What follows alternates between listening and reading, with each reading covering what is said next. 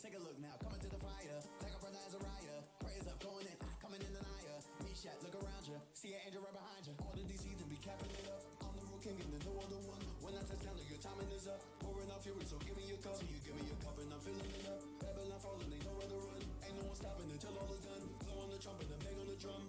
You've been making violence, killing brothers, switching riders, selling drugs upon the corners, but the prophets here, so all you better. You've been making violence, killing brothers, switching riders, selling drugs upon the corners, but the prophets here, so all you better.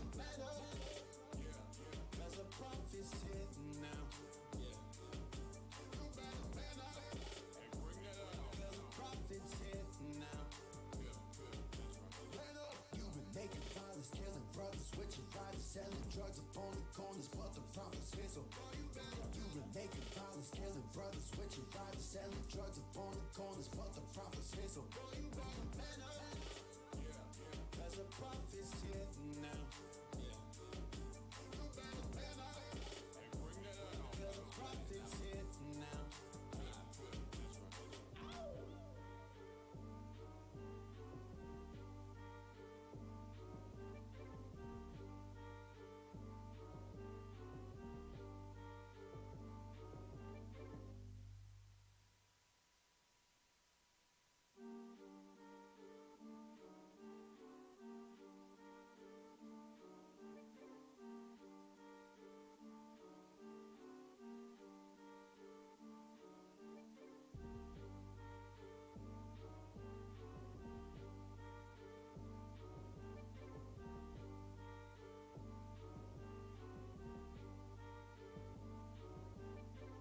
You've been making violence, killing brothers, switching riders, selling drugs upon the corners, but the prophets here, so all you better. You've been making violence, killing brothers, switching riders, selling drugs upon the corners, but the prophets here, so all you better. Cause the prophets here now. You better. Cause the prophets here now.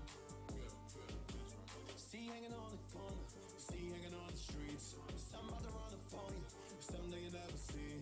I got that Bible on me, don't need no gun. You got them questions, I get it like everyone. Looking like I come for war, even when I come in peace. 3 times I prayed to the Lord, 3 times I turn to these. Pop out to the club, sipping on that cup. Everything you do, I done did and I gave it up. You've been making violence, killing brothers, switching riders, selling drugs upon the corners, but the prophets here, so all you better. You've been making violence, killing brothers, switching riders, selling drugs upon the corners, but the prophets here, so all you better. Cause the prophets here now. You better. Cause the prophets here now. You've been making violence, killing brothers, switching riders, selling drugs upon the corners, but the prophets here, so all you better. You've been making violence, killing brothers, switching riders, selling drugs upon the corners, but the prophets here, so all you better. Cause the prophets here now. You better. Cause the prophets here now.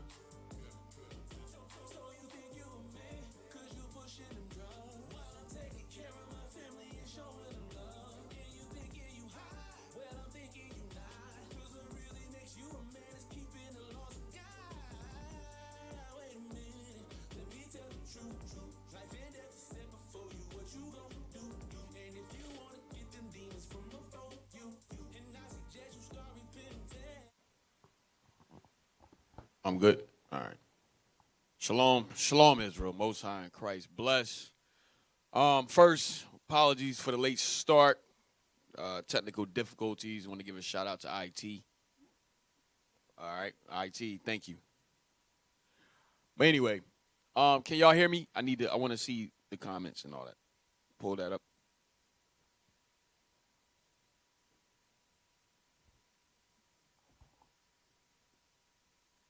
Bear with us tonight. I can't even hear myself no more. Mic check. There we go. There we go. Leave it right there. Leave it right there. All right. Bear with us tonight. Please, Israel, bear with us. Pull the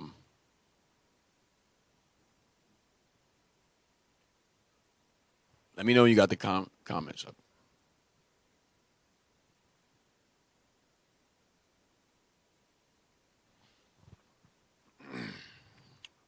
So tonight's class is going to be called History of the Passover. I know some of you may be new that's online. This may be your first Passover. You may not know what Passover is about. Maybe you just came into the truth. But Passover is this week, all right? And we will be celebrating it. One of our biggest high holy days, all right, is the Passover, okay? So I'm going to go into the history and events that led up to the Passover. All right. As soon as IT get it together, the comments I want to know if they can hear me, if everything good.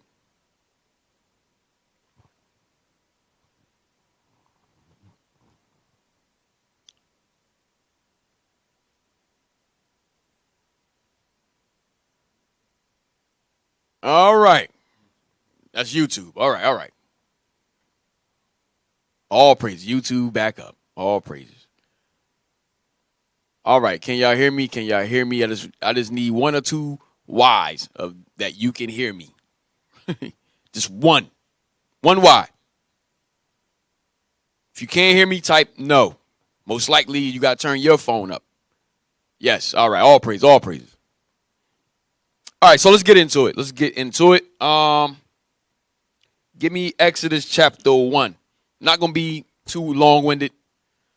Just going through a couple of scriptures as far as concerning, like I said, the history and the events that led up to the Passover. All right, so give me Exodus chapter 1. Exodus chapter 1, verse 1. Now these are the names of the children of Israel, which came into Egypt. Every man in his household came with Jacob. Reuben, Simeon, Levi, and Judah. Issachar, Zebulun, and Benjamin, Dan and Naphtali, Gad and Asher. Go ahead. And all the souls that came out of the loins of Jacob were 70 souls. For Joseph was in Egypt already. So this is just going back with to Genesis, summarizing Genesis of our forefather Jacob and the rest of our forefathers of the 12 tribes, the 12 tribes of Jacob that went into Egypt. Remember, we went into Egypt because of what? A famine. All right. Like he said, 70 souls. Go ahead. And Joseph was already in Egypt. Okay. Joseph was already there. Remember, his brothers, they envied him and they sold him into Egypt. All right. And they sold him into Egypt. And then Joseph, from there, he went to prison. Then he got out of prison. Then he became second in command to Pharaoh. All right. Read on. And Joseph died, and all his brethren, and all that generation. Read. And the children of Israel were fruitful, and increased abundantly, and multiplied, and waxed exceeding mighty, and the land was filled with them. So we always multiplied. We never died. We multiplied. Go ahead. Now there arose up a new king over Egypt. So now there arose up a new king over Egypt. Read. Which knew not Joseph. So there was a new king that rose up that didn't know who Joseph was. He didn't care who Joseph was. Why? Because something took place. There was a conquering that took place. All right. There was a conquering that happened. But before that, before I go into all of that, give me let's deal with the Egyptians. Let's deal with the Egyptians. All right. Some of y'all know this. We done dealt with this on OHH. I'm just rehashing it. That's all. I'm just rehashing. Give me Genesis 10 and 6. Let's start there. Sons of Ham. Hey, y'all got the Bible dictionary for me, Ham? Bring that. Genesis chapter 10, verse 6. Read. And the sons of Ham, Cush, and Mizraim, and Phut, and Canaan. And the sons of Cush, Seba, and Havilah. So we want to focus on Mizraim. Mizraim. Read it again. And the sons of Ham, Cush, and Mizraim, and Phut, and Canaan. Right. So Mizraim is who the Egyptians come from. They come from Mizraim. Okay. Who had took over Egypt. Okay. So the Egyptians, their forefather, they come from Ham and from Mizraim. Read on. And Phut, and Canaan. And the sons of Cush, Seba, and Havilah, and Sapta, and Ramah, and Sabteka. And the sons of Ramah, Sheba, and Dedan. Now, we want to deal with the Egyptians. What color were the Egyptians? We just want to deal with that. What color were the Egyptians? Because, like we brought out on, like Captain Joel brought on OHH, the Egypt with Kevin Hart, how Kevin Hart was saying the Egyptians was black. Okay, but the Arabs over there was saying no, that's not true. That history, they said the history start with them. Well, we're going to show you, we're going to prove to you that that's not true. The Egyptians were black. All right, watch this. Zoom in. So what happened? They banned him from doing a comedy show over in Egypt because he told the truth. Right. Listen, they do not want us to know the truth, man. They'll do anything to hide that thing. Go ahead. Ham, the youngest son of Noah, born probably about 96 years before the flood, and one of 8 persons to live through the flood. He became the progenitor of the dark races. So Ham became the forefather. The word progenitor means forefather of who? Of the dark races. So Ham became the forefather of the dark races. Go ahead. Not the Negroes. So when you see dark races, you may automatically think that we included with that. Because we all got the same skin color, right? You say dark race, you say, oh, we all Africans. No. Read it again. The youngest son of Noah, born probably about 96 years before the flood, and one of 8 persons to live through the flood. Read. He became the progenitor of the dark races, not the Negroes. So Ham was not the forefather of the Negroes. You blacks, you Hispanics, and natives. Ham was not the forefather. So who is our forefather? The scholars know we come from who? Shem. Why? Because we are Shemitic. We cannot be anti-Semitic. We are Shemitic. Okay, so there's no way we are. How can you say we anti-Semitic when we come from Shem? Okay, our forefathers Abraham, Isaac, Shem, Abraham, Isaac, Jacob. All right. Read on. Where we at? Read on. Not the Negroes, but the Egyptians. The who? Egyptians. So Ham is the forefather of the Egyptians. Go ahead. Ethiopians. The Ethiopians are Hamites. Libyans. The Libyans are Hamites. And Canaanites. And the Canaanites are Hamites. Drop that. Okay, go back to Genesis 10 and 6. Genesis chapter 10, verse 6. And the sons of Ham, Cush, and Mizraim, and Phut, and Canaan. And the sons of Cush, Seba, and Havilah, and Sapta, and Ramah, and Sabteka. And the sons of Ramah, Sheba, and Dedan. All right, let's get some images of the Egyptians. Let's get some images of the Egyptians.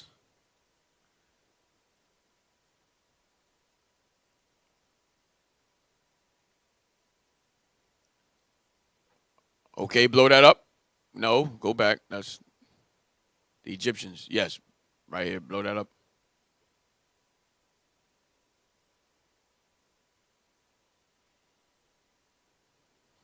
Not that one. I don't want that one. The other one.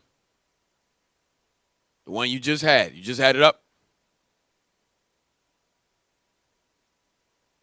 That one right there that you got in the background. You can't pull it up?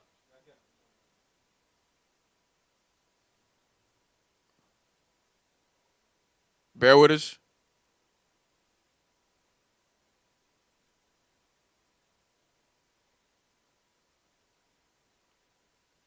Thank you.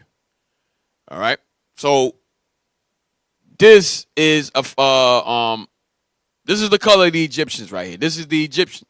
This is a Egyptian. Okay, black. All right, give me the next one. Give me the next one.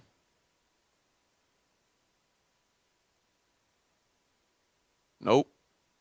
I don't want that one. We get that one later. There's another one I sent you. I know it was last minute, but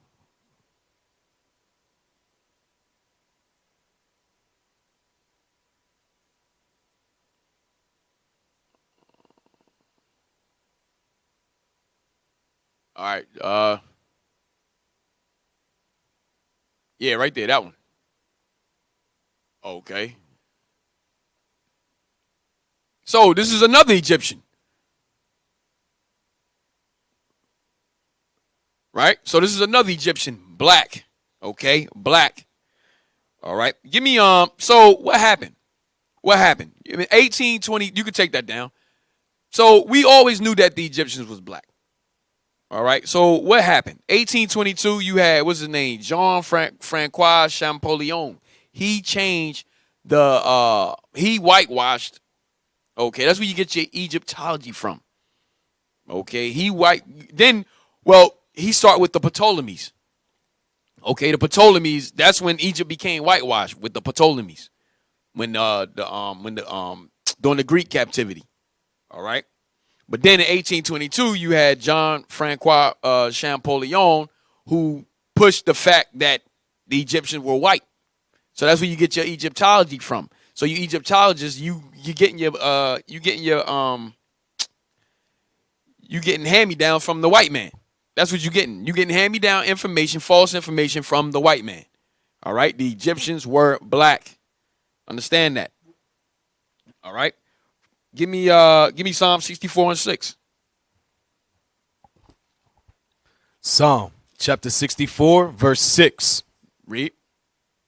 They search out iniquities.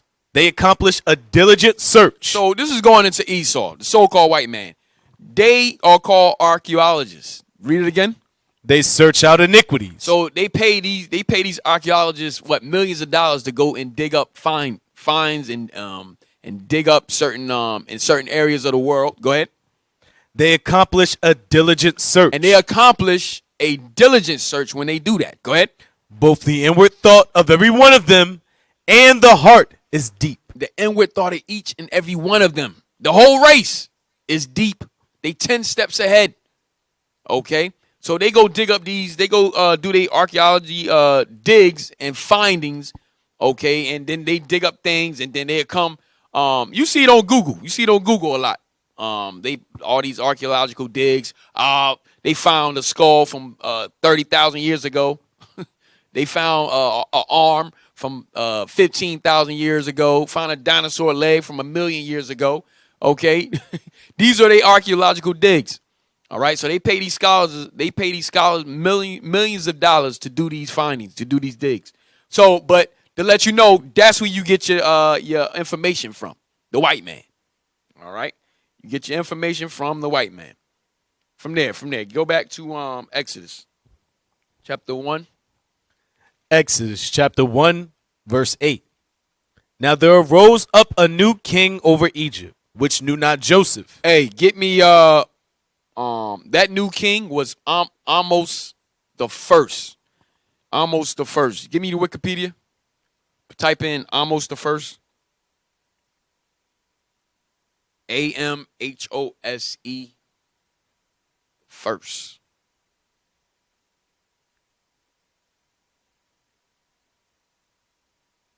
I said, oh, man.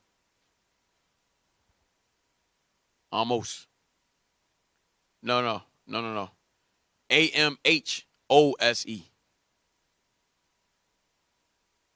Yeah, there you go. Right. See it right there. Yep.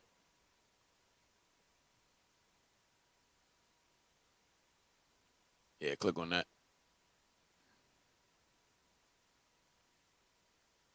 Read that. Amos the first was a pharaoh and founder of the 18th dynasty of Egypt, classified as the first dynasty of the new kingdom of Egypt. He was what? Classified as the first dynasty of the new kingdom of Egypt. So he was classified as the new pharaoh of the new kingdom of the 18th dynasty. The 18th dynasty, the dynasty that we became slaves under. All right, read it again. Amos the first was a pharaoh and founder of the 18th dynasty of Egypt, Read. classified as the first dynasty of the new kingdom of Egypt. So the 18th dynasty became the new kingdom of Egypt, and it was the first dynasty of the new kingdom, ruled by Amos the first. Go ahead. The era in which ancient Egypt achieved the peak of its power. He was a member of the Theban royal house. Why did it achieve the peak of its power? Because we were there. Free labor, just like here in America. America achieved the peak of their power when we were slaves. Why? Under free labor. Capitalism. Go ahead. He was a member of the Theban royal house, the son of Pharaoh Senquineri Tau, and nephew of the last pharaoh of the 17th dynasty, Kamose. All right, you get out of that. Go back to Exodus 1 and verse 8.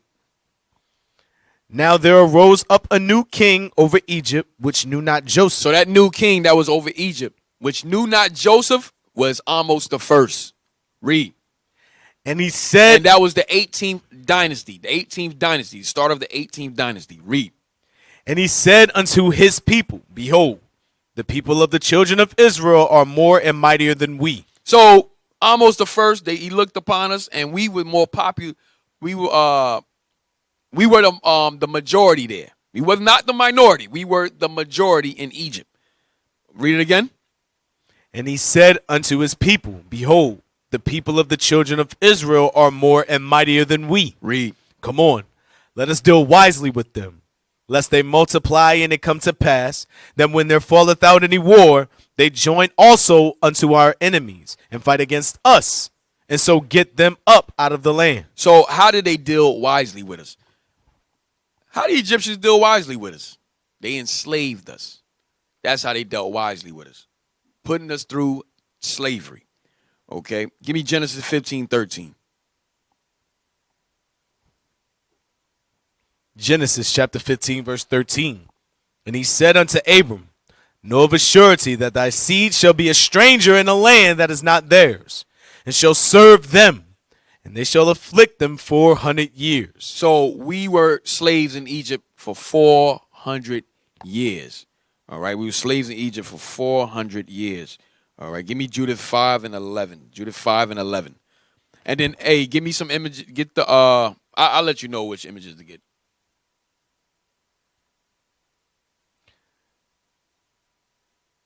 Judith chapter 5, verse 11. Judith chapter 5, verse 11. Read. Therefore, the king of Egypt rose up against them. So that the king of Egypt, remember, that was almost the first of the new kingdom, 18th dynasty. He did what? Rose up against them. He rose up against us. Let us deal wisely with them. Read. And dealt subtly with them. And what? Subtly. Right? Go ahead. And brought deceit. Go ahead. And brought them low with laboring in brick, and made them slaves. And did what? Made them slaves. So he made us slaves. He dealt wisely with us and made us slaves. All right. Same thing. Same thing. Give me Psalms 83. Same thing here in America. They dealt wisely with us. Remember, America is spiritual Egypt. All right. America is spiritual Egypt. Read that. Psalm chapter 83, verse 1. Mm-hmm. Keep not thou silence, O God. Hold not thy peace, and be not still, O God. For lo, thine enemies make a tumult, and they that hate thee have lifted up their head. So the enemies of God have lifted up their head. Read. They have taken crafty counsel against thy people. So this is how they dealt wisely with us today. They've taken what? Crafty counsel against thy people. They've taken crafty counsel against God's people, the Israelites. Read. and consulted against thy hidden ones. And they consulted against us. Their League of Nations, their think tanks, they consulted against us by doing what? Because why they called us the hidden ones? They called us the what? Read it again. They have taken crafty counsel against thy people and consulted against thy hidden ones. And consulted against the hidden. We are the hidden ones. Why? Because we don't know who we are. We don't know our nationality. We lost our identity. We calling ourselves blacks, Hispanics, African Americans. Okay. There was one, I don't know if we got the clip, but the clip of the sister, Bishop played her. The sister said she worked at a Coca-Cola company. And she said she remember when they termed us African Americans. And she was like, oh, well, I guess that's what we are now. Yep. And the Edomite that she was, her colleague was like, they don't even know who they are. Why? Because we're hidden. Our identity is hidden from us. And they pay billions of dollars to keep that thing hidden from us so that we'll never find out who we are. All right. Read it again. You trying to find that clip? I was. Yes, sir. Sorry. They have taken crafty counsel against thy people and consulted against thy hidden ones. The crafty counsel is divide and conquer. All right. So they divided us up. They conquered us. They gave us different different names. Give me Deuteronomy 28 real quick. Just to get an example of the crafty counsel. Deuteronomy chapter 28, verse 37. Read. And thou shalt become an astonishment, a proverb and a byword. So we became a proverb and we became a byword, called outside of our God-given names. Okay, when you look at a lot of the census, every year they change the census up. They called us Negro, or then it became colored. Then it became you're black. Then it became you're just an African American now. To the point we don't know. We so confused. We so messed up. We don't know who we are. Okay? We don't know who we are. All right? Give me Isaiah 65. Isaiah 65, verse 11. Isaiah chapter 65, verse 11. But ye are they that forsake the Lord. That's not it. 15. Yes, sir. My fault. I'm sorry. Verse 15. And ye shall leave your name for a curse unto my chosen. For the Lord God shall slay thee and call his servants by another name. You see that? So we left our God-given name for a curse, and we were called by another name. All right? Go back to Psalms 83. So what I'm showing is that they dealt wise, just like in ancient Egypt, America's spiritual Egypt. They did the same thing. They dealt wisely with us. Okay? They dealt wisely with us even here. Read it again. Psalm chapter 83, verse 3. They have taken crafty counsel against thy people and consulted against thy hidden ones. They have said, come, and let us cut them off from being a nation. So the crafty counsel was the fact that they wanted to cut us off from being a nation. Okay? That's what divide and conquer. Go ahead. They have said, come and let us cut them off from being a nation. Read. That the name of Israel. That the name of Israel. The whole purpose was that what? That the name of Israel. That the name of Israel. The name of Israel, read. May be no more in remembrance. And that's how we became the hidden ones. That's why Christ said he came for who? The lost sheep. We are lost. When we out in the streets and we talk to our people, we ask them who they are. I'm a black man. And what we always say to them, that's just a color. Mm-hmm. We always ask them, where do you find the land of black? Right. Where you find the land of black at? Where is it? Then they stuck. And like, I don't know. We say, yo, how do you identify yourself? Oh, I'm African American. I'm black.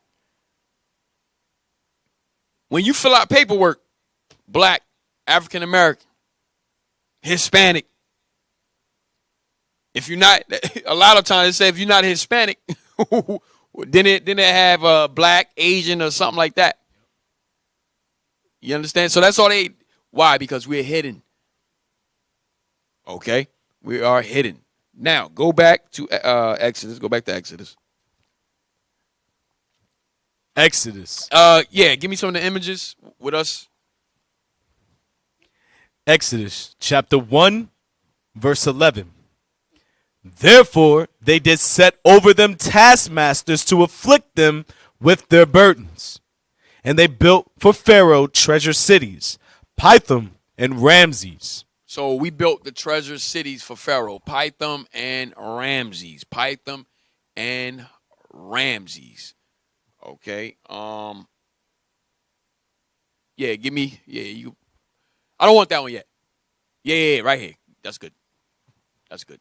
So some of y'all are familiar with these books that leadership been bringing out. Read that.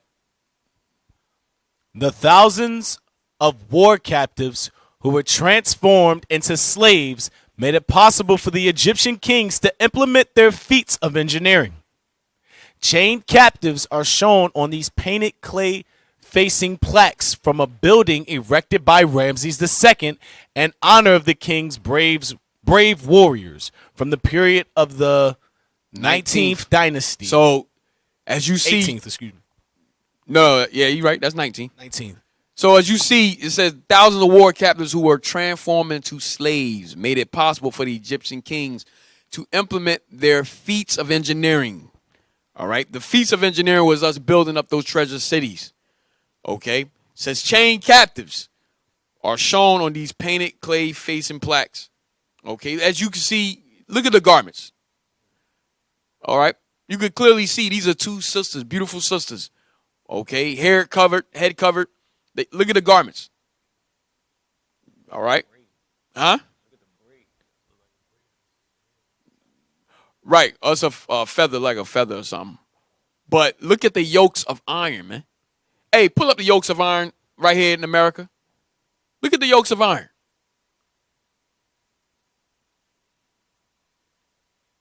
Remember, we were slaves in the 18th and 19th dynasty. That's us.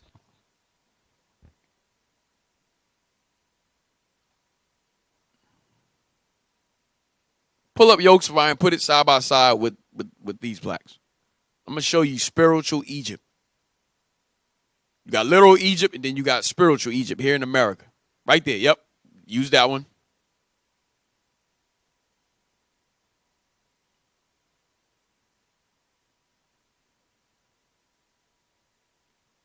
Are you able to do side by side? All right.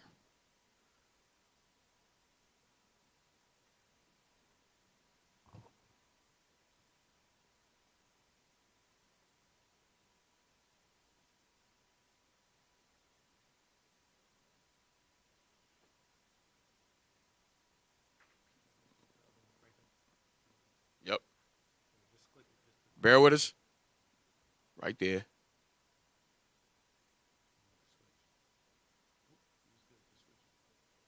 That's good.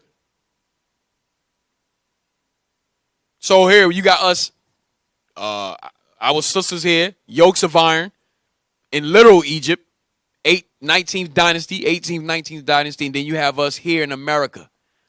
Same people, yokes of iron. Same people.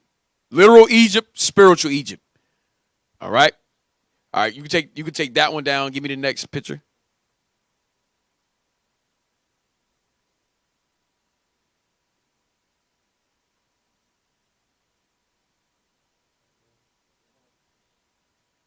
Right, you can blow this one up right here. All right, look at that.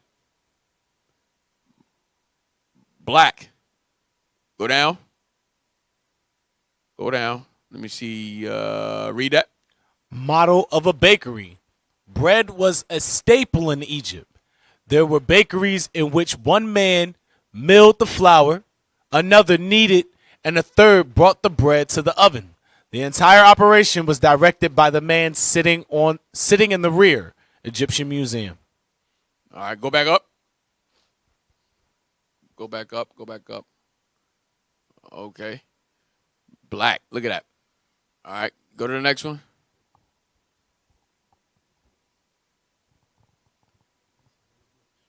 Huh? Yeah, this is in their book, in their books, the scholars, man. All right, so y'all should be familiar with this one. Hey, you got to get this picture for me in color too. The same pic, you can pull it up in color, if you can. But go up to the top. Bishop always bring this out on Shout Out Tuesdays. Unto thy seed. All right, now go down, go down. What do you see? What do you see? Slaves. Black. Read the caption. This mural depicting Israel's bondage in Egypt. It's depicting who? Israel's bondage in Egypt. This mural is depicting our bondage in Egypt. Read on. Was found in the Theban tomb of Rekhmire, governor and vizier at the time of Thutmose III, about 1450 BCE. And the Egyptians made the children of Israel to serve with rigor, and they made their lives bitter with hard bondage, in mortar and in brick, and in all manner of service in the field. Exodus chapter 1, verse 13-14. Right. So they know, the scholars know that the Israelites are black. Now give me the page, the book. Oh, before you do that, can you find that? Was you able to find that picture in color? Yeah, put in Rekhmire. You see it says Rekhmire.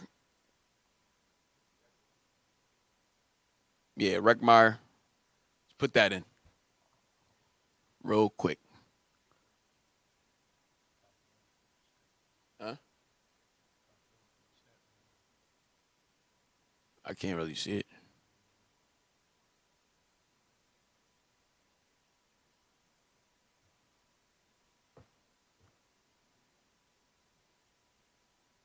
Yeah, give me that picture in color.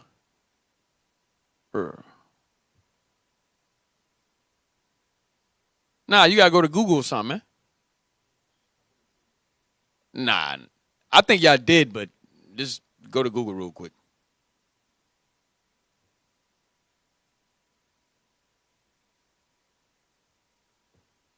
Yeah, get the images. Yeah. Oh, hold on. Right there. Right, the one up top, above that, to your right, to your left. You're right then. Right there. Yep. Click on that. That's the pic right there. Blow that up. This is that pic in color. It's distorted. Go back out. We could just get the other one.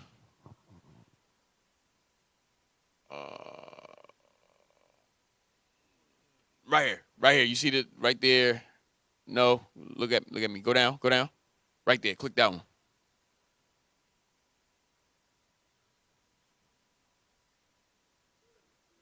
Yeah, that's better. You leave right there. All right. So look, black. So they let you know that the Israelites are black. Okay, this is the picture in color. Look at the background of the wall, and look at the color of the slaves. Okay, black. Okay, that's us getting making brick and mortar. All right. So it should be no confusion. All right, you can go out of that now. Give me the other page. Let's prove it some more. So Kevin Hart was right. He was right. The Egyptians are black. Okay. We just proved that. Now we're showing you that the Israelites are black.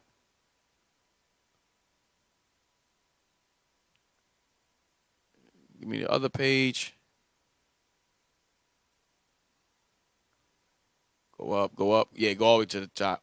It's probably at the top. Yep, right there. Them pages right there. Give me the first one right there. Read that. Read from the read the title. No, where you going? Oh, you got down. Dang.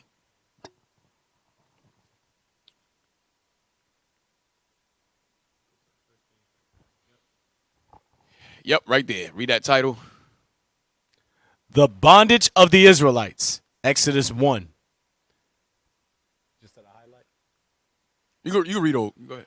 When we examine the numerous facts and incidents pictorially registered in the monuments of Egypt, and understand that some of them can be traced up to the time of Moses, the question naturally arises whether we may not hope to find among them some record of the events so important in Egyptian history, connected with the residence of the Israelites in the land of Egypt and their departure from it.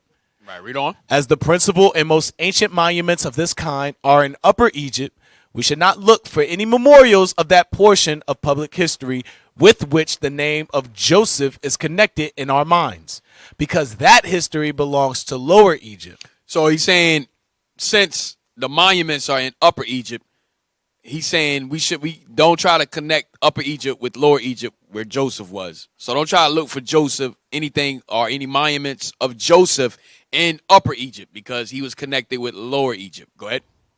Which was not then, as we apprehend, under the same crown as the upper country. Right, because it was a split at that time. Right. Go ahead.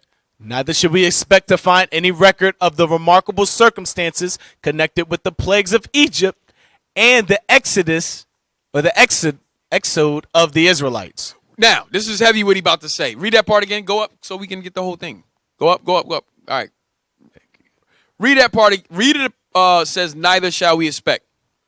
Neither should we expect to find any record of the remarkable circumstances connected with the plagues of Egypt and the exodus of the Israelites. So he said, the scholar here said, neither should we expect to find any record of the remarkable circumstances of the plagues, meaning all the plagues that the Most High put on the Egyptians and us crossing the Red Sea. He said we shouldn't find no type of records or anything on that. Read on why. For although the upper and lower countries were then under one crown. So Upper Egypt and Lower Egypt were then under one crown at that time, under Utmost the First, when he conquered.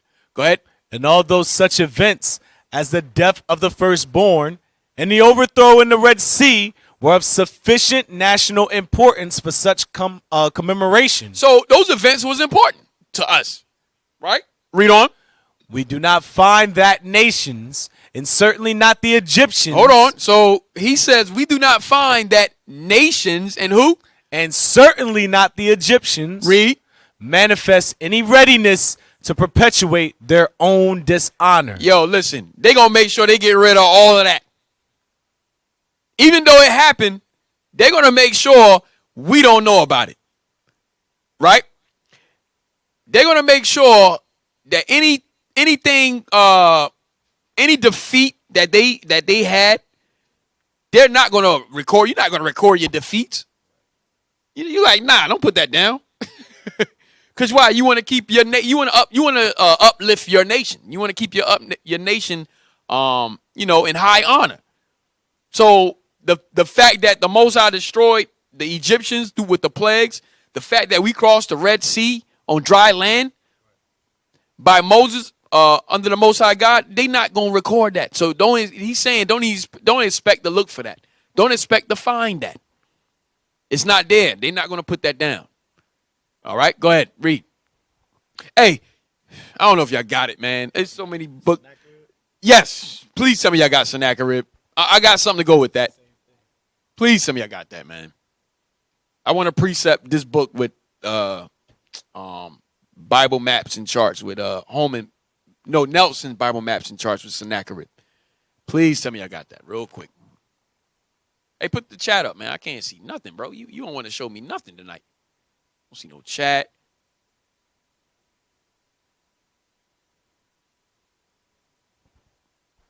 Oh, all right.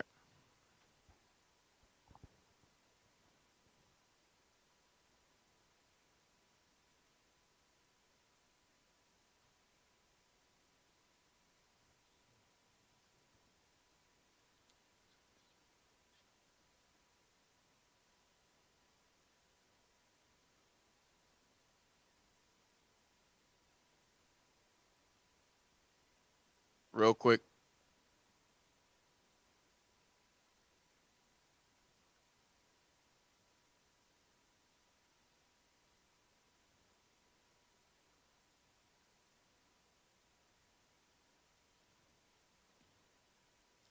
Sennacherib. There's gonna be I think I just seen it. Go back to the other one. Go down. Oh nah, that's OHH folder. Yeah. The Stella. He said the same thing.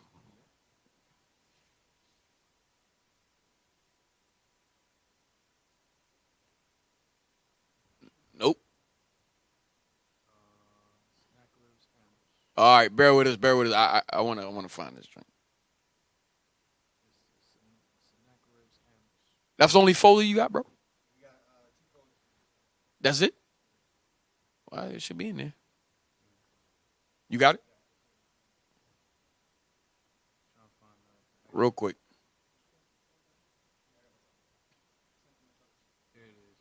Yeah, bring that up. No, he's saying send it to his group.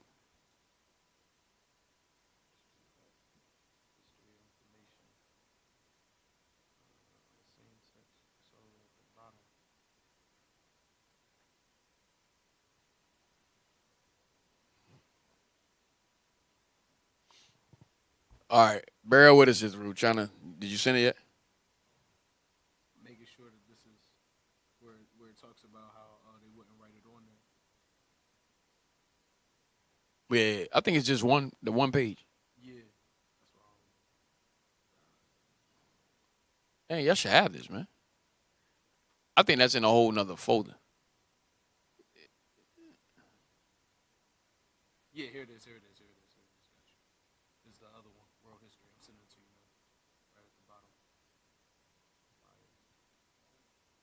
All right.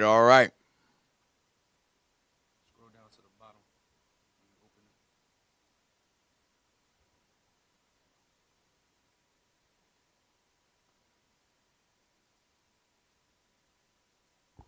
Start out where it says this prism. Scroll up a little bit. This prism, yep. Zoom in on that. Oh man, this ain't the book. Oh, I thought you just wanted to join about the story. I don't have the book. All right, go ahead. I hope it's say with it. All right, read that. The prism is a foundation record intended to preserve King Sennacherib's achievements for posterity and the gods. The record of his account on his third campaign, 701 BCE, is particularly interesting to scholars. It involved the destruction of 46 cities of the state of Judah and the deportation of 200,150 people. Hezekiah, king of Judah, is said to have sent tribute to Sennacherib. The event is described from another point of view in the Old Testament books of 2 Kings and Isaiah. Interestingly, the text on the prism makes no mention of the siege of Lachish, which took place during the same campaign and is illustrated in a series of panels from Sennacherib's palace at Nineveh. All right. Well, hey, let's get back until we find it. I don't want to waste too much time. Y'all definitely got it though. I done used that John a couple times.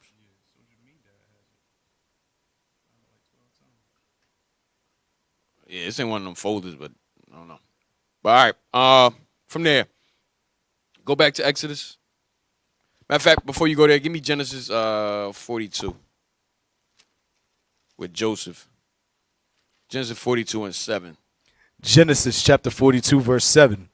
And Joseph saw his brethren, and he knew them, but made himself strange unto them, and spake roughly unto them. And he said unto them, Whence come ye?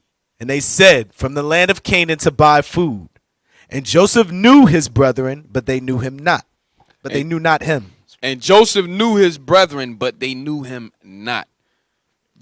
Remember, Joseph was second in command to Pharaoh. So obviously, Joseph looked like an Egyptian. He had on the whole Egyptian garb, everything. Okay? But it says, and Joseph knew his brethren, but they knew not him.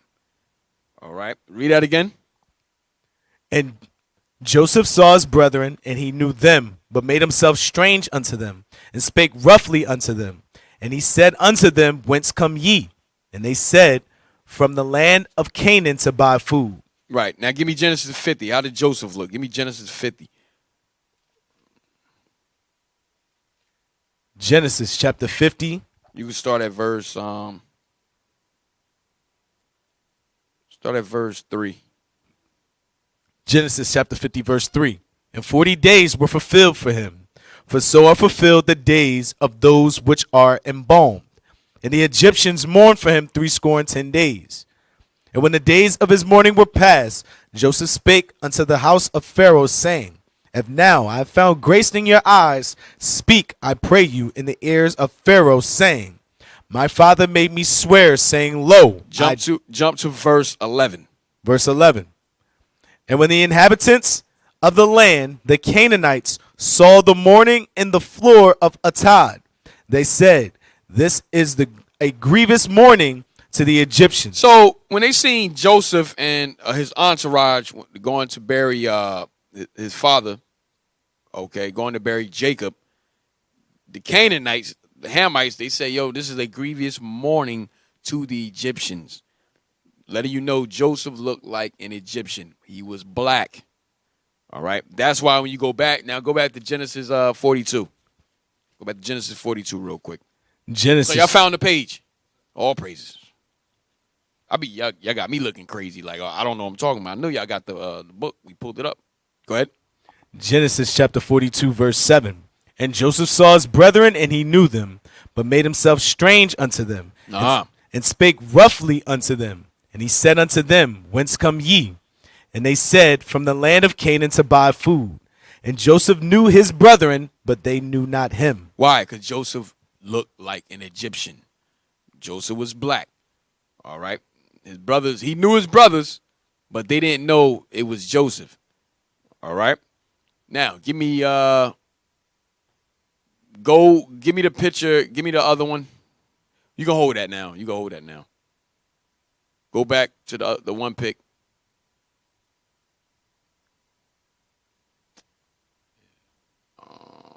Yep, right there. Nope.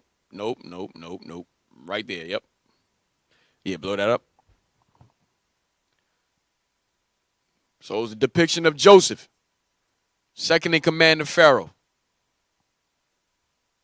Read that. So Joseph found favor in his sight, and attended him, and he made him overseer of his house. The blessing of the Lord was upon all that he had in house and field. So this book is called Our Living God. This book is called Our Living God right here. All right, Our Living God. I think the other book that we put up, that was Jewish Civilization. Yeah, Jewish Civilization. All right. The book with the plaque with the sisters that had the yoke of iron on their necks. Okay, that book was called Jewish Civilization. All right. Go back. Now we got a precept. This one book. Go back to the book that we read with the right there. Go back and read. Go straight to the point, and then we're gonna pull the other book up and precept that book. Let you know that even during the Syrian captivity, the same thing was said of the Syrians.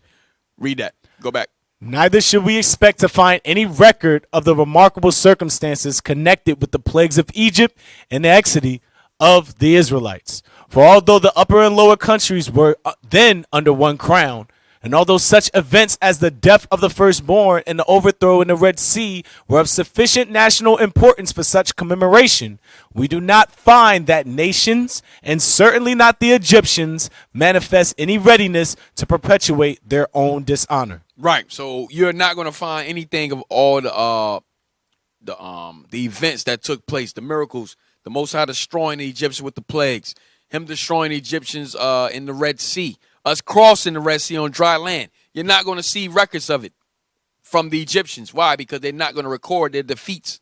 And we're going to read it on this next page. Bring that up.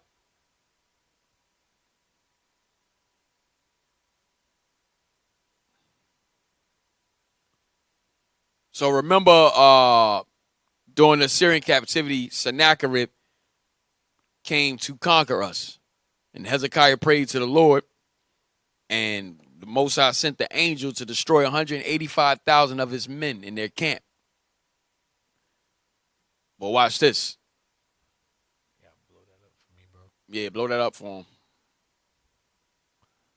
The monument known as Sennacherib's prison is a fascinating artifact from Assyria's past. It gives a different account from the Bible about an important event in Israel's history, a siege against Jerusalem conducted by King Sennacherib of Assyria, ruled 705 to 681 BC, about 690 BC, in Isaiah 36. The 15... Right, so you can read about this in Isaiah chapter 36, verse 37. Go ahead. The 15-inch high clay prism contains well-preserved Assyrian script that verifies the attack on Jerusalem and King Hezekiah of Judah by Assyrian forces. As to Hezekiah the Jew, he did not submit to my yoke, the prism reads. So this is Sennacherib talking, right? Read it again. As to Hezekiah the Jew, he did not submit to my yoke, the prism reads. Read. I laid siege to 46 of his strong cities, walled forts, and to countless small cities in their vicinity, and conquered them. Hezekiah, I made a prisoner in Jerusalem, his royal residence like a bird in a cage. Just meaning he couldn't leave, because they besieged us, so he couldn't leave, right? Read. While Sennacherib's siege against Jerusalem is a verified historical fact. So it's a verified historical fact that that siege went down. Read. It is interesting. Hold on. He said it's interesting. Go ahead. That Sennacherib's account does not mention how the siege ended. So you got to understand. He talked about how the siege started and what he did, but he never talked about how successful the siege was. Read. This leads to suspicion among historians that the siege failed, since the Assyrians... So this leads to suspicion because he never talked about how it ended. He talked about what happened in the beginning, in the midst of it. But, damn, what happened? What happened? Did the siege, did you win the battle? Did you lose the battle? He never brought that up when they wrote their official accounts. But watch this. This leads to suspicions among historians that the siege failed. So it led to suspicion that that siege obviously failed. Go ahead. Since the Assyrians never mentioned their defeats. They never mentioned what? Mentioned their defeats in their official records. Only what? Only their victories. You see that? Same thing back in ancient Egypt. These other nations, they're not going to mention their defeats that they're not going to mention that we defeated them.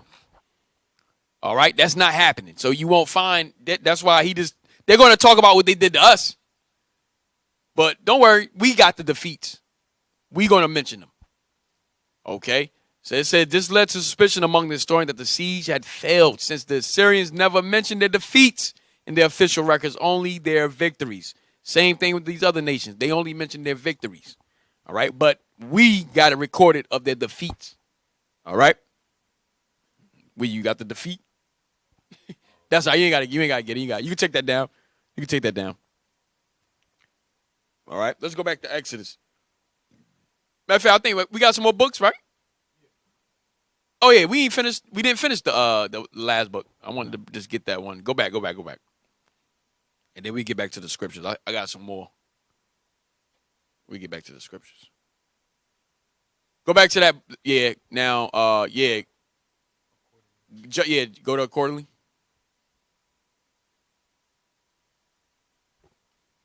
Accordingly, the only representation which has been supposed by the students of Egyptian antiquity, to bear any reference to the Israelites exhibits them in a state of oppression and humiliation when it became the policy of the new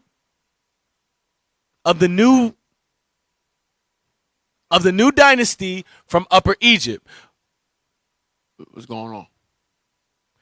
Which knew not Joseph and his services, to depress. Next page.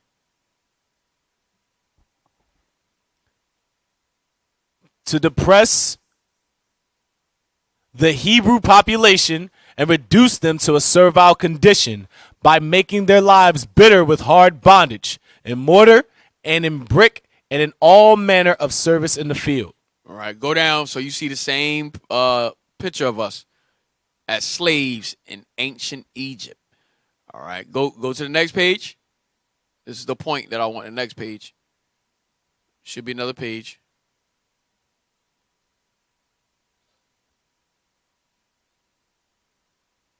That's it. Go. Yeah, it's at the top. Let me see. Go up. Yeah, right. That page right there. Yep. Dang, you ain't even download that one. All right.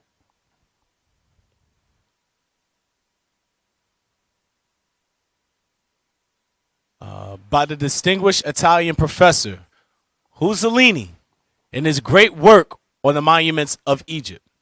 His account of it is headed Explanation of a Picture representing the Hebrews as they were engaged by making brick. In this picture, some of the laborers are employed in transporting the clay in vessels, some in working it up with the straw. Others are taking the bricks out of the molds and setting them in rows to dry, while others, by means of a yoke upon their shoulders, from which ropes are suspended at each end, are seen carrying away the bricks already dried. Right, go down. Let me see. Go down. Where's that John? Right here. This is what I want. Read that. Upon the whole, therefore, although it is not alleged that anything like positive certainty can be attained, there is nothing to render improbable the conclusion to which the complexion. The what? The complexion. The what? Complexion. The complexion. Go ahead. And peculiar physiognomy, right? Yeah. yeah, whatever you want to call it. Of the workmen and the age of the monument would lead that these brick makers were Israelites. So he letting you know that they were black. He letting you know that the Israelites are black. All right? I have no bombs. Nothing.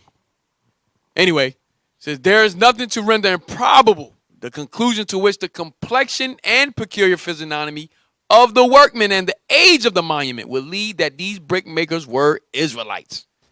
So without a doubt, that's the Israelites. Black. All right? Give me white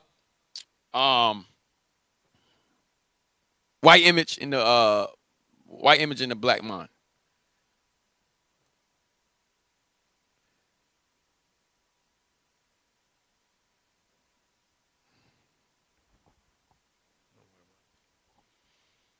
White image in the black mind.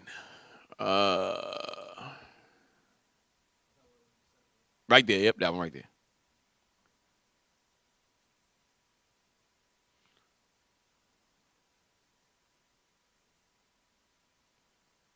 All right. I just want that top part.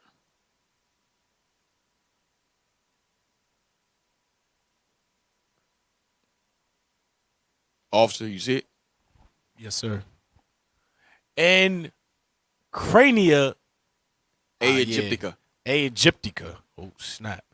Published in 1844, Morton pointed out that both cranial and archaeological evidence showed that the Egyptians were not Negroes. See that? So that the Egyptians were not Negroes. Why? Go ahead. As abolitionists and colonizationists and had maintained, and that in fact blacks have been relegated to the same servile position in ancient Egypt. So they know we've been relegated to the same servile position. Go ahead. Go ahead.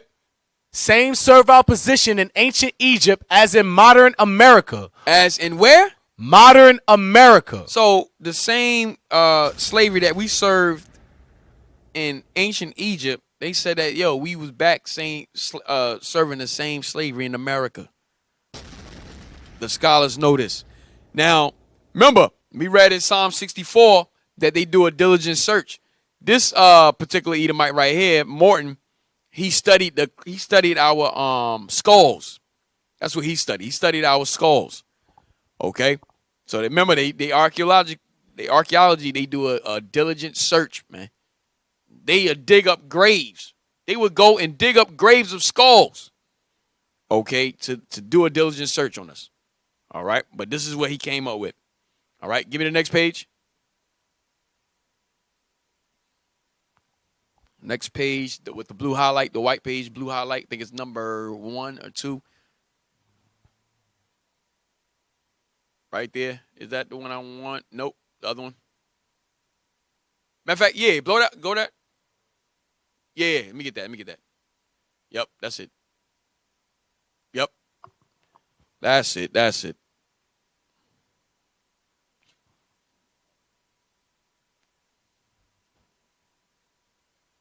Go ahead, read. I'll send. Started the blue highlight. Yep. We are told that the Negro was a stranger in Egypt. So didn't we just read that? We should be strangers 400 years in Egypt and be afflicted. We read that in Genesis 15. Go ahead. An alien in a foreign land. And that in the ancient world, the alien was uniformly regarded as an enemy. You see that? Read. And was most commonly reduced to slavery. And we was most commonly reduced to what? Slavery. And we were reduced to slavery. Read. And that the relations in which he appears on the monuments of the Nile resulted from his position as an alien. So they know that the Negroes are the Israelites. That's what they telling you. That's what these scholars is telling you. All right.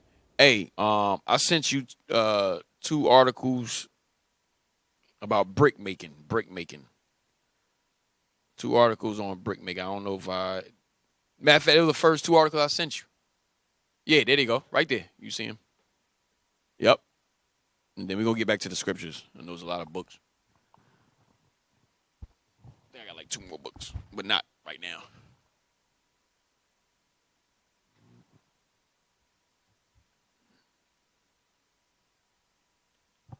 Yeah, blow that up.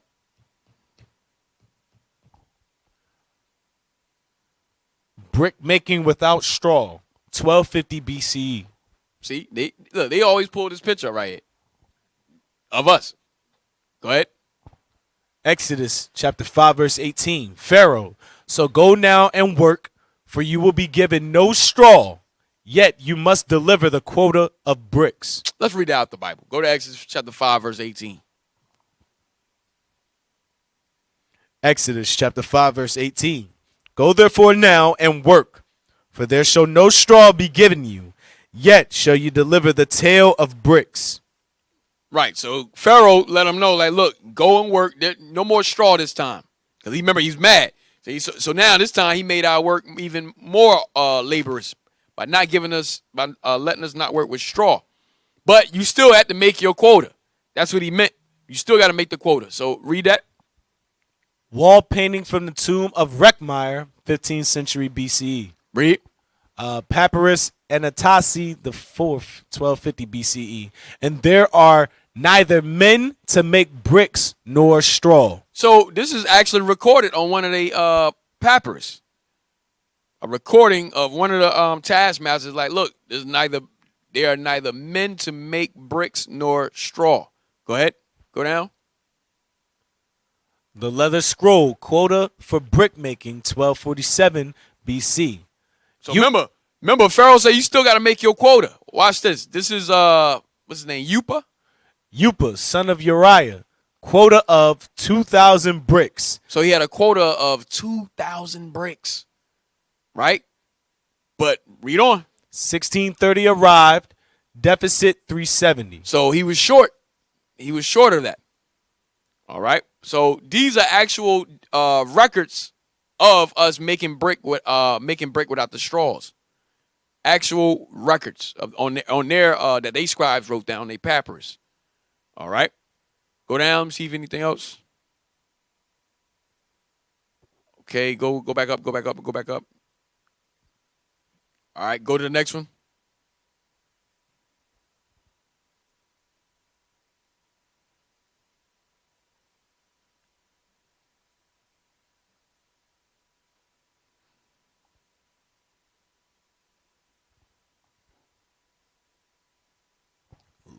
Leather scroll quota for brick making, 1274 BCE. Go down. We just read that one.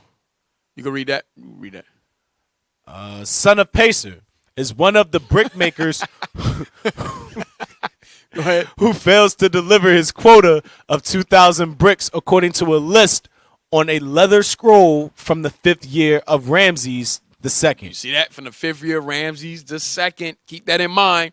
5th year of Ramses II. Go ahead. Now in the Louvre. The text echoes the biblical story. Pharaoh got angry at Moses, stops providing the Israelites with straw for the bricks, leaving them to forage for it on their own, but still requiring them to fulfill the same quota of bricks. Right. He got it now. He got to go get his own straw. So now it's harder to fulfill his quota. That's why he's short. He's supposed to have 2,000, but he's short of that 2,000. Remember it said he had, 1,370. He's short 370. Why? Because now Pharaoh made it harder for us. Now we got to go fetch our own straw. Go ahead. Pharaoh says to Moses, lazy, that's what you are, lazy. That is why you keep saying, let us go and sacrifice to the Lord. Now get to work. You will not be given any straw, yet you must produce your full quota of bricks. You see that? Go ahead. The same Egyptian text indicates that workers were granted time off for their religious holidays. Similarly, a text discovered in the workmen's village of Deir el Mineh states that workers had gone to offer to their God. So there's records of us leaving, taking off to go and sacrifice to our God, the Most High. Go ahead. This, of course, is reminiscent of the Israelites' request to take off 3 days to go into the wilderness to worship their God. Right. Exodus chapter 3, verses 18 and 5 and 3. All right. Drop that. Let's get back to the scriptures. All right. Give me go back to Exodus. Let's go back to Exodus now. Exodus chapter 1 and verse, I think you have verse 11. Exodus chapter 1, verse 11.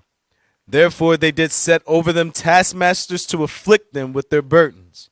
And they built for Pharaoh treasure cities, Pithom and Ramses. But the more they afflicted them, the more they multiplied and grew.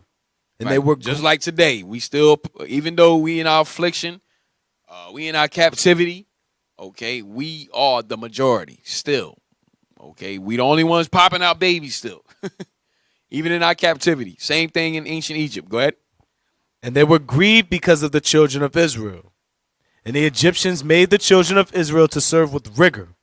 And they made their lives bitter with hard bondage, in mortar and in brick and in all manner of service in the field. Read. All their service wherein they made them serve was with rigor. And the king of Egypt spake to the Hebrew midwives, of which the name of the one was Shiphrah, and the name of the other was Puah. And he said, when ye do the office of a midwife to the Hebrew women, and see them upon the stools, if it be a son, then ye shall kill him. So here's more dealing wisely with us. Read it again. And he said, when ye do the office of a midwife to the Hebrew women, and see them upon the stools, if it be a son, then ye shall kill him. But, Abortion. Read. but if it be a daughter, then she shall live. Right. So kill the boys. Why? Because we carry the seed. Right? Go ahead. But the midwives feared God, and did not as the king of Egypt commanded them, but saved the men children alive. And the king of Egypt called for the midwives, and said unto them, why have ye done this thing, and have saved the men children alive? And the midwives said unto Pharaoh, because the Hebrew women are not as the Egyptian women, for they are lively, and are delivered the midwives come in unto them. Therefore God dealt well with the midwives. Right. And the people multiplied and waxed very mighty. Now, give me Babylon Timbuktu. There's something that the Egyptians knew. That's why they wanted to try to kill us off. Kill off the male. Watch this. They understood something in their witchcraft. Not that page, to get the beginning.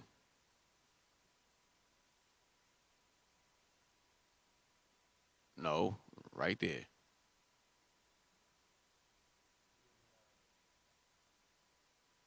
I ain't give you nothing. I told you to scan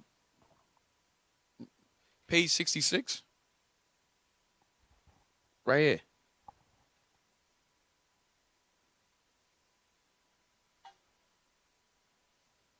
Yeah, you wrote down from 65 to 66. 68. Go to it.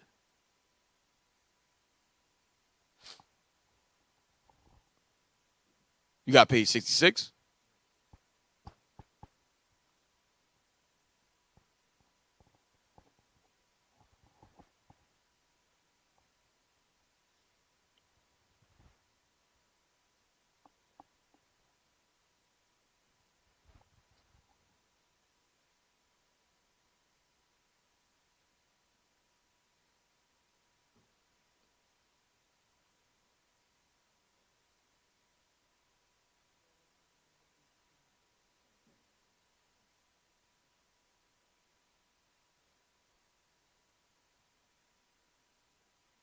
So what happened? You couldn't.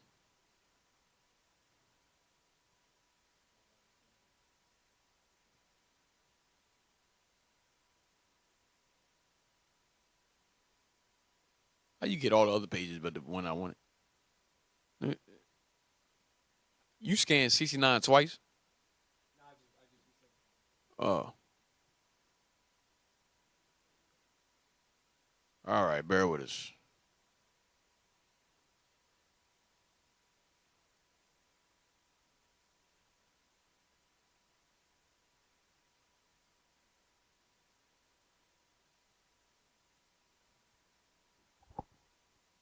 One second.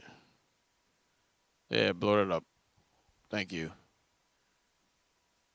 Do you have 67? All right. All right. Go ahead. Read that. Foretelling of Moses. One of the kings of the 18th or 19th dynasties was informed by his astrologer. So this is the backstory of why the Egyptians wanted the sisters to kill the males and save the females alive. Go ahead. Or sacred scribe, that a child would be born to the Hebrew nation. So they knew that a deliverer was coming. That's what they knew. Go ahead. If he were permitted to live, he would bring the Egyptian kingdom to a low condition. So their astrologers, their prognosticators, okay, understood that a deliverer was coming. Okay, and that he would what? If he were permitted to live, he would bring the Egyptian kingdom to a low condition. If he lived, he was going to destroy Egypt. Read. The child was born. His name was Moses. Read on. So he was born. Go ahead. He was reared in a miraculous way in Pharaoh's own palace by his daughter. And we're going to get some more on Moses and how he looked when he was a child and all that. We're going to get some more on that. Go ahead. The plot to destroy Moses in his infancy failed. The daughter of Pharaoh adopted Moses as her son. She came to her father and said, I have brought up a child who is of a divine form. Damn. Say, I brought up a child who's of a divine form. Go ahead. And of a generous mind. And as I have received him from the bounty of the river. Read. In a wonderful manner, I thought it proper to adopt him for my son and the heir of thy kingdom. When she put the child in the Pharaoh's hand, he hugged the child and put his diadem upon his head. But Moses cast down the diadem to the ground. Yo, Moses threw the crown off, took it off and threw it on the ground. Go ahead. And in a childish mood, he twisted it around and stamped upon it. Damn. Yo, he a child. He like a toddler. He a toddler or whatever. Go ahead. The sacred I think he was probably like 3, maybe. Go ahead. The sacred scribe saw all of this. He was the same astrologer who foretold that Moses' birth would bring down the Egyptian kingdom. So now the scribe, the sacred scribe, the witch that foretold that a deliverer was coming to destroy the Egyptians, he's studying him now. Like every movement that he's doing, he's looking at him like, yo, that's got to be, that's him. Right? Go ahead. Because of this, the astrologer cried out in a terrifying manner. He's like, oh, go ahead. Saying, this, O king, this child is he of whom God foretold. So, yo, this is him. You remember what I told you? This is the child. Go ahead. that if we kill him, we shall be in no danger. So that's why they did an inquisition. That's why they wanted to kill all the males that were born. Go ahead. He himself affords the attestation to the prediction of the same thing by this trampling upon thy government and treading upon thy diadem. So he understood, and that meant something. That was symbolic of destroying the Egyptians. All right, you could drop that. Give me Josephus now. Give me Josephus.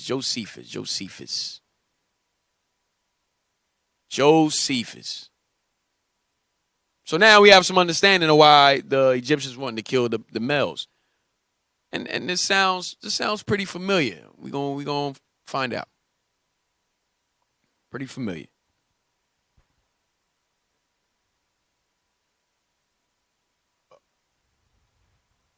Because this also happened once again in the New Testament. All right, okay.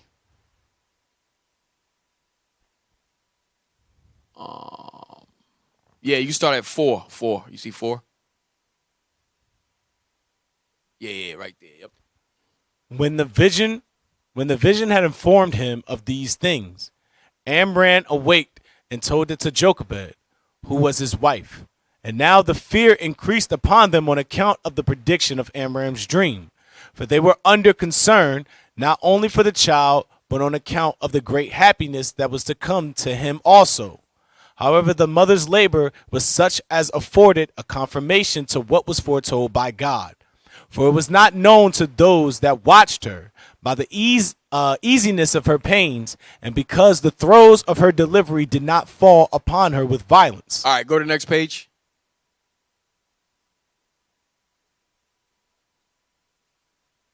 Next page.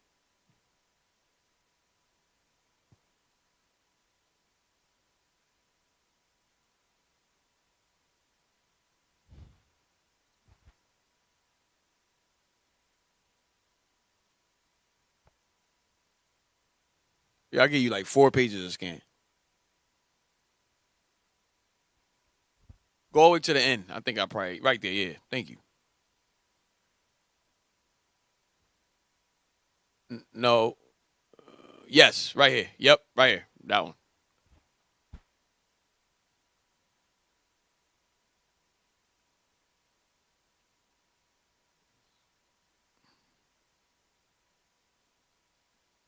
No. Let's start at 10. Yeah, this one right here. Let it stay here. Right here. This is it. Let me see. Yeah, start at 6. Yep, 6. Hereupon it was that Thermuthis imposed this name Mouses upon him from what had happened when he was put into the river. For the Egyptians called water by the name of Mu or Mau, and such as are saved out of it by the name of Esses. So by putting these two words together, they imposed this name upon him. And he was, by the confession of all, according to God's prediction, as well for his greatness of mind as for his contempt of difficulties, the best of all the Hebrews. So it said Moses was for his greatness of mind, for his contempt of difficulties, the best of all the Hebrews. Read. For Abraham was his ancestor of the 7th generation. For Moses was the son of Amram, who was the son of Kath, whose father Levi was the son of Jacob, who was the son of Isaac, who was the son of Abraham. Watch this. Now Moses' understanding became superior to his age. So Moses' understanding became superior to his age. Read. Nay, far beyond that standard. And when he was taught, he discovered greater quickness of apprehension than was usual at his age. Right, he was quick with it. He learned very, very fast, right? He's very witty. Read. And his actions at that time promised greater. When he should come to the age of a man, God did also give him that tallness. So he was tall for his age. Go ahead. When he was but 3 years old, as was wonderful. And as for his beauty. So now as for his beauty, the way he looked, read. There was nobody so unpolite as when they saw Moses. They were not greatly surprised at the beauty of his countenance. Nay, it happened frequently that those that met him as he was carried along the road were obliged to turn again upon seeing the child, that they left what they were about and stood still a great while to look on him. Damn. So when he was walking, when he was a baby walking, they walking him in the streets. They came and just stood and just looked at him for his beauty. You know, some babies you'll look at him like, oh, hey, that's a, you know, might not say nothing. You just like, oh, okay, that's your son. That's your son, huh? Okay, cool. You know, but then you got some you like, yo, that's a cute baby. That was Moses. All right. Some babies you'll look, you just, all right, and you just keep it moving. Just give a nod, like, yeah. All right, cool. You know, but Moses, he had that beauty about him that they stood there and just stared at him. Go ahead. For the beauty of the child was so remarkable and natural to him on many accounts that it detained.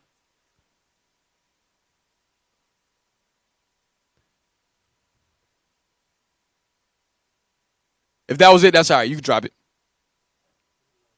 Oh, go ahead. All right. Yeah, detained spectators. That it detained the spectators and made them stay longer to look upon him. Yo, they couldn't move. they just loved to look at him. They just loved to look at him. All right. From there, let's go back to the scriptures. Give me Acts 7:34. We just talking about Moses right now. Acts 7:34. Acts chapter 7, verse 34. Let me get it.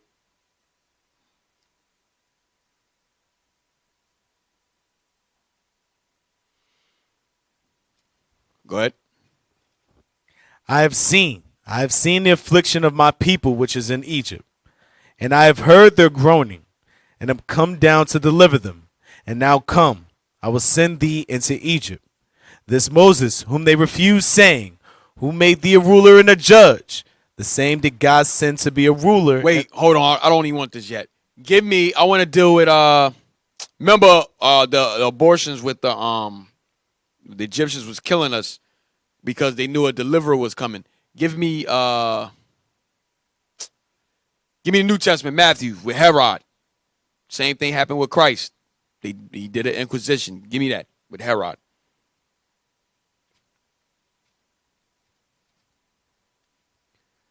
Matthew chapter 2. And I'm gonna bring it up even till today.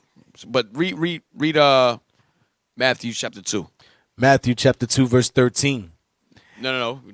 Read verse 1. Verse 1. Now when Jesus was born in Bethlehem of Judea in the days of Herod the king, behold, there came wise men from the east to Jerusalem, saying, where is he that is born King of the Jews? For we have seen his star in the east, and are come to worship him. When Herod the king had heard these things, he was troubled, and all Jerusalem with him. When he had gathered all the chief priests and scribes of the people together, he demanded of them where Christ should be born. And they said unto him, in Bethlehem of Judea, for thus it is written by the prophet, and thou Bethlehem, in the land of Judah, art not the least among the princes of Judah. Mm-hmm. For out of thee shall come a governor that shall rule my people Israel. What verse you at? Verse 6. All right, go ahead. Then Herod, when he had privily called the wise men, inquired of them diligently what time the star appeared. So now Herod, he's inquiring diligently. Yo, where that star at? What time did it appear? Read. And he sent them to Bethlehem and said, go and search diligently for the young child. And when ye have found him, bring me word again, that I may come and worship him also. When they had heard the king, they departed. And lo, the star, which they saw in the east, went before them, till it came and stood over where the young child was. When they saw the star, they rejoiced with exceeding great joy. And when they were come into the house, they saw the young child with Mary his mother, and fell down and worshipped him. And when they had opened their treasures, they presented unto him gifts. Jump to verse 12. Verse 12. And being warned of God in a dream that they should not return to Herod, they departed into their own country another way. Read. And when they were departed, behold, the angel of the Lord appeared to Joseph in a dream, saying, Arise and take the young child and his mother, and flee into Egypt. And be thou there until I bring thee word. For Herod will seek the young child to destroy him. Read. When he arose, he took the young child and his mother by night and departed into Egypt, and was there until the death of Herod, that it might be fulfilled which was spoken of the Lord by the prophet, saying, Out of Egypt have I called my son. Then Herod, when he saw that he was mocked of the wise men, was exceeding wroth, and sent forth and slew all the children that were in Bethlehem. What did Herod do? Slew all the children that were in Bethlehem. So he had his own inquisition where he was trying to find Christ and kill Christ. Why? Because he knew that Christ was coming to be king. Right? Go ahead. And then all the coasts thereof, from 2 years old and under. So from 2 years old and under, so obviously Christ was what? 2, right? Go ahead. According to the time which he had diligently inquired of the wise men. Right. So Herod did the same thing that the ancient Egyptians had did with Moses. So every time they knew a deliverer was coming, they always try to kill the males. All right. Now, I'm going to bring it up to today. Give me Obadiah 1 and 21. And then give me that article on abortion. You send them that article? You ain't send them. No, don't worry about it. Just get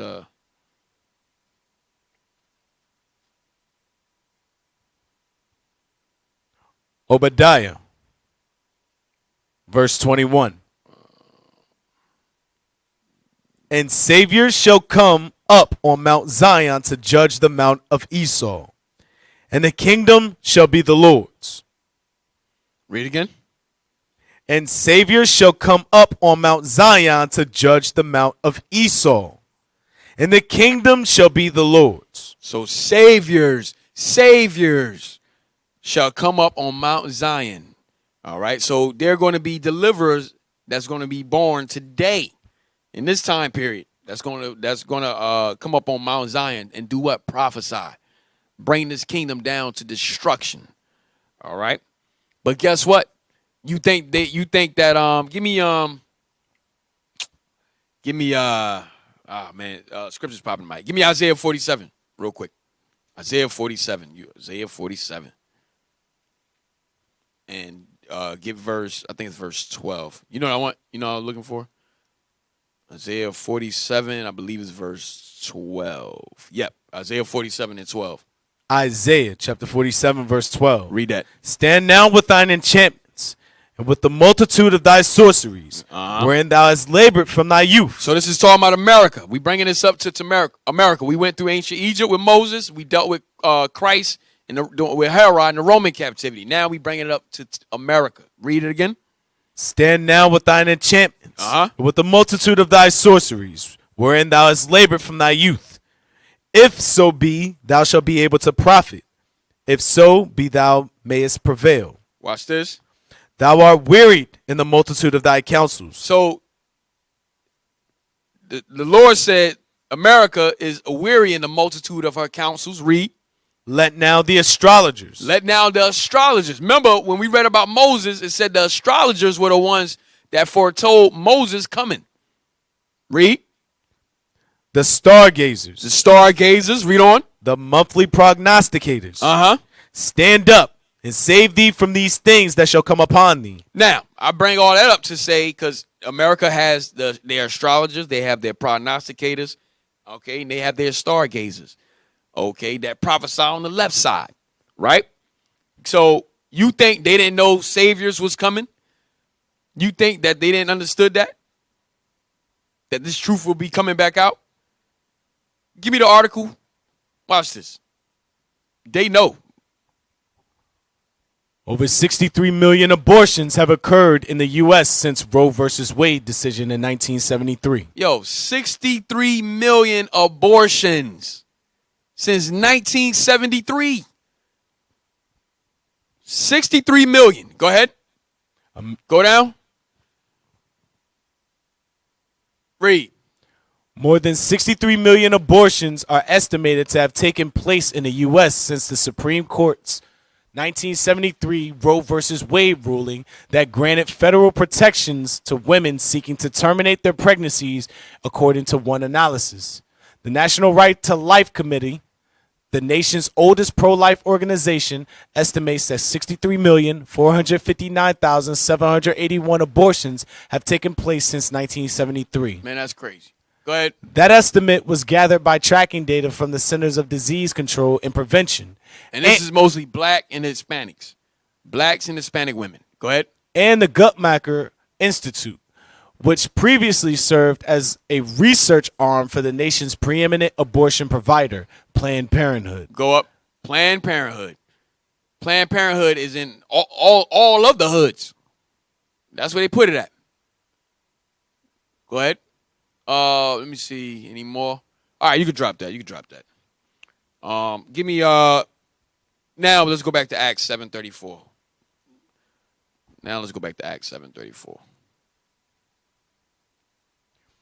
Acts chapter 7, verse 34. 63 million abortions. Like I said, they have their prognosticators and their stargazers. They know that this truth will come out. They know that deliverers, saviors will be back on the earth to bring out this truth. All right. Yeah, go ahead. Acts 7:34. I have seen the affliction of my people which is in Egypt, and I have heard their groaning, and am come down to deliver them. And now come, I will send thee into Egypt. This Moses, whom they refused, saying, who made thee a ruler and a judge? The same did God send to be a ruler and a deliverer by the hand of the angel which appeared to him in the bush. He brought them out. After that, he has showed wonders and signs in the land of Egypt, and in the Red Sea, and in the wilderness 40 years. Right. So that same Moses, okay, he's the one that led us out of Egypt, crossing the Red Sea by the hand of the Most High. All right. Give me Exodus. What color was Moses? Let's get Moses' color. Give me Exodus 2:17. And then we're going to jump into Passover. Exodus chapter 2, verse 19. Read. And they said, an Egyptian delivered us out of the hand of the shepherds, and also drew water enough for us, and watered the flock. Go ahead. And he said unto his daughters, and where is he? Why is it that ye have left the man? Call him, that he may eat bread. And Moses was content to dwell with the man, and he gave Moses Zipporah his daughter. And she bare him a son, and he called his name. Did you read the part where he looked like an Egyptian? That was verse 19, yes, sir. Read it again. That's what I want. Verse 19. And they said, an Egyptian delivered us out of the hand of the shepherds. So Moses looked like an Egyptian. Moses was a black man. Moses was a black man. He looked like an Egyptian. All right, read it again. And they said, an Egyptian delivered us out of the hand of the shepherds, and also drew water enough for us, and watered the flock. And he said unto his daughters, and where is he? Why is it that ye have left the man? Call him, that he may eat bread. And Moses was content to dwell with the man, and he gave Moses Zipporah his daughter. All right. All praise. Let's get Exodus 12 now. Let's move into the Passover. Exodus chapter 12. So I just wanted to show that history, then lead up to when Moses was the one to deliver us out of Egypt by the hand of the Most High, crossing the Red Sea. All right, which was the Passover. Okay, go ahead. Exodus chapter 12. Exodus chapter 12, verse 1. So why do we? Give me Numbers 33 real quick.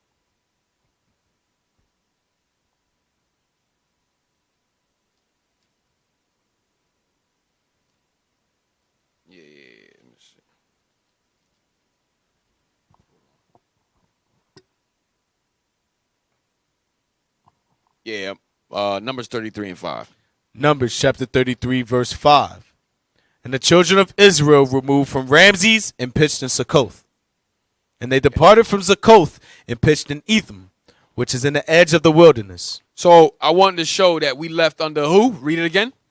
And the children of Israel removed from Ramses. We left under Ramses, the Pharaoh Ramses II. That's who we left from up under. That's who we departed from. Ramses. That was the Pharaoh during that time. Read it again. And the children of Israel removed from Ramses and pitched in Succoth. Right. We removed from Ramses. All right. Now go to Exodus 12. Exodus chapter 12, verse 1. And the Lord spake unto Moses and Aaron in the land of Egypt, saying, This month shall be unto you the beginning of months. It shall be the first month of the year to you. Speak ye unto all the congregation of Israel, saying, In the 10th day of this month they shall take to them every man a lamb, according to the house of their fathers. So the month, get Deuteronomy 16:1 real quick. Deuteronomy 16:1. You got to know what month the Most High is talking about. What month? Deuteronomy chapter 16, verse 1. Observe the month of Abib. So we must observe the month of Abib. Read. And keep the Passover unto the Lord thy God. So the month of Abib, also known as the ear of corn. All right, the ear of corn. Y'all, I know y'all, I'm asking a lot. I know y'all don't have it. But you do? All right. I know I'm asking a lot. Well, let me see.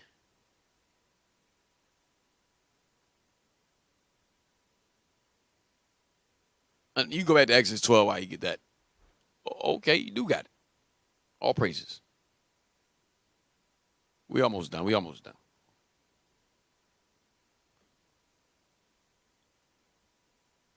Yep.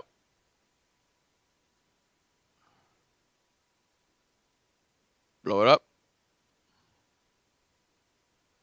The month of Abib. Read that. Abib, an ear of corn. The pre-exilic name for the first month of the year. Exodus 13:4, 23:15, 34:18. After the exile, the name was changed to Nisan. It fell about the time of our March and early April. So the month of Abib is the beginning of our year. That's the first month of our year, which falls between March and early April. Meaning what? That new moon between March and early April, that's the new year. All right? That is our new year. Now go to Exodus 12. Exodus chapter 12, verse 2. Read. We're gonna jump around Exodus 12. Go ahead. This month shall be unto you the beginning of months. It shall be the first month of the year to you. Speak ye unto all the congregation of Israel, saying, In the 10th day of this month they shall take to them every man a lamb according to the house of their fathers, a lamb for an house. And if the household be too little for the lamb, let him and his neighbor next unto his house take it according to the number of the souls. Every man according to his eating shall make your count for the lamb. Right. Jump down to 6. Verse 6. Ye shall keep So it. we're going into the Passover now. We're going into the Passover. Go ahead. Ye shall keep it up until the 14th day of the same month. And the whole assembly of the congregation of Israel shall kill it in the morning. So how you know when the Passover is? So between March and early April, when you see that new moon, you count 14 days from that new moon. And at evening, that's the Passover. At evening, that is the Passover. Go ahead. And they shall take of the blood and strike it on the two side posts of the upper door posts of the houses, wherein they shall eat it.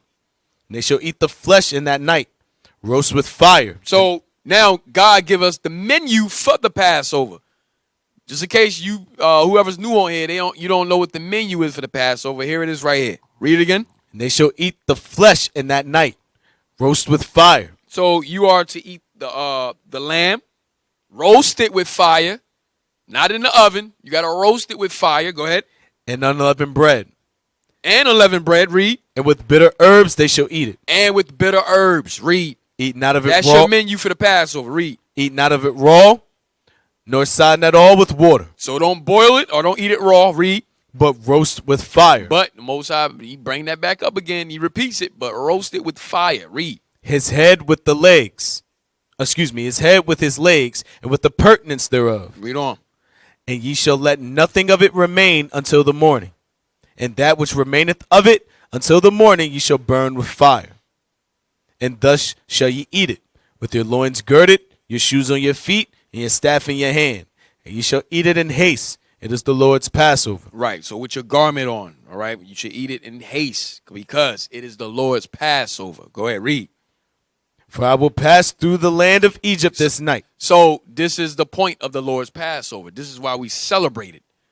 This is a memorial for what the Most High did for us. This was our independence. The Passover is our Independence Day.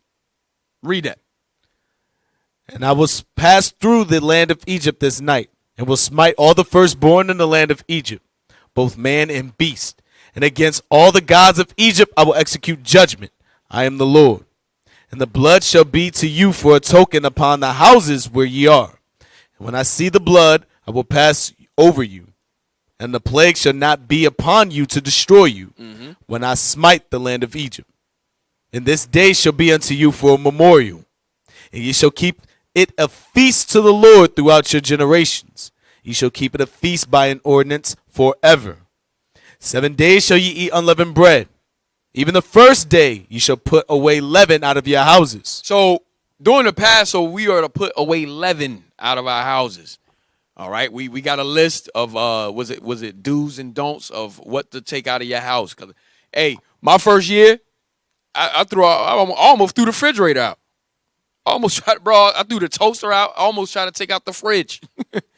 But now, we done came to another level of understanding of what to actually take, what leavens and what don't leaven. So you're not throwing away everything. Okay, read that again. 7 days shall ye eat unleavened bread. So you're supposed to eat unleavened bread 7 days. Go ahead. Even the first day you shall put away leaven out of your houses. So right now, for the most part, leaven should be out of our houses. Okay, read. For whosoever eateth leavened bread from the first day until the 7th day, that soul shall be cut off from Israel. Read. And in the first day there shall be an holy convocation. And in the So seventh the first day should be a Sabbath. Read. And in the 7th day there shall be an holy convocation to you. Another Sabbath. Read. No manner of work shall be done in them. So we are to gather on the first and the last, the opening and the closing. Read. No manner of work shall be done in them, save that which every man must eat, that only may be done of you. Read. And ye shall observe the feast of unleavened bread. So the Passover is also called the Feast of Unleavened Bread. All right? It's also called the Feast of Unleavened Bread. Read. For in this selfsame day have I brought your armies out of the land of Egypt.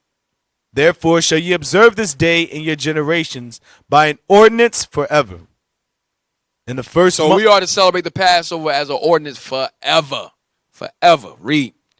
In the first month, on the 14th day of the month at even, ye shall eat unleavened bread, until the 21st day of the month at even. Read. 7 days shall there be no leaven found in your houses. For whosoever eateth that which is leavened, even that soul shall be cut off from the congregation of Israel, whether he be a stranger or born in the land. You shall eat nothing leavened. You should eat nothing what? Leavened. You shall eat nothing leavened. You can't, listen, for 7 days, you shall not eat anything leavened. Can't be going to Burger King. Can't be going to no McDonald's. Okay? Can't be going to buy bread. 7 days, you cannot bring that into your house. And you cannot put it inside your body. It's symbolic for something. All right? Go ahead. In all your habitations ye shall eat unleavened bread. All right? Hey, so give me the New Testament. Let's read about Passover in the New Testament. 1 Corinthians. Did Paul keep the Passover? Yes, he did. You know what I want? Yeah, give me that. 1 Corinthians chapter 5, verse 6. Your glorying is not good. Know ye not that a little leaven leaveneth the whole lump?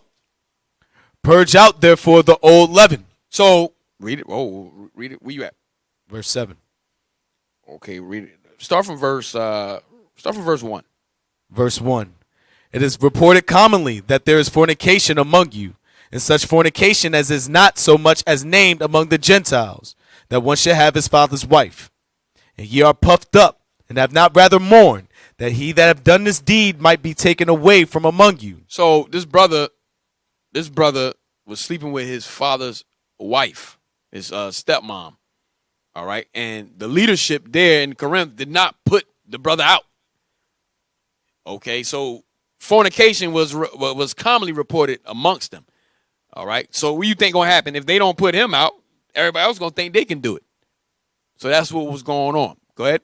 For I verily, as absent in body but present in spirit, have judged already, as though I were present, concerning him that hath so done this deed. In the name of our Lord Jesus Christ, when ye are gathered together in my spirit with the power of our Lord Jesus Christ, to deliver such an one unto Satan for the destruction of the flesh. So put him out. Go ahead. That the spirit may be saved in the day of the Lord Jesus. That the body may be saved. Go ahead. Your glorying is not good. Know ye not that a little leaven leaveneth the whole lump? So leaven represents what? Sin. Leaven represents sin.